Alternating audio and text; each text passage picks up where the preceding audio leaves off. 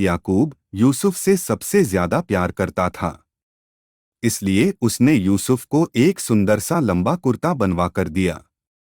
यह देखकर उसके बड़े भाई उससे जलने लगे और उससे नफरत करने लगे।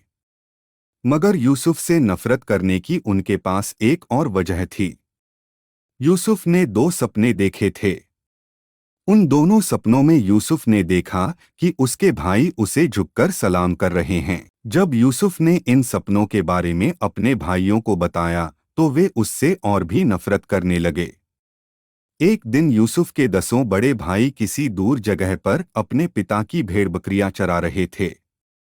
तब याकूब ने यूसुफ से कहा कि अपने भाइयों के पास जाओ और देखो कि सब कुछ ठीक ठाक है कि नहीं। यूसुफ झट से चल दिया। वह अपने भाइयों के पास पहुंचा भी नहीं था कि उन्होंने उसे दूर से आते देख लिया। तब उनमें से कुछ कहने लगे, चलो आज उसे खत्म ही कर देते हैं। लेकिन उनके बड़े भाई रूबेन ने कहा, नहीं नहीं, ऐसा कुछ मत करना। इसलिए उन्होंने यूसुफ को मारा नहीं, बल्कि उसे पकड़कर एक गहरे गड्ढे में डाल दिया। फिर वे बैठकर सोचने लगे कि यूसुफ के साथ क्या किया जाए।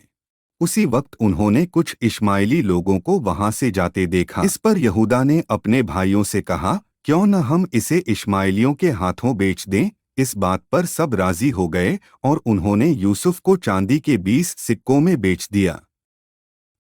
उन्हें अपने भाई पर जरा भी तरस नहीं आया। लेकिन अब वे जाकर अपने पिता याकूब से क्या कहते। उन्होंने एक बकरा मारा और उसके खून से यूसुफ का पूरा कुर्ता रंग दिया। फिर वही कुर्ता लेकर वे अपने पिता के पास आए और कहने लगे, हमें यह कुर्ता मिला है।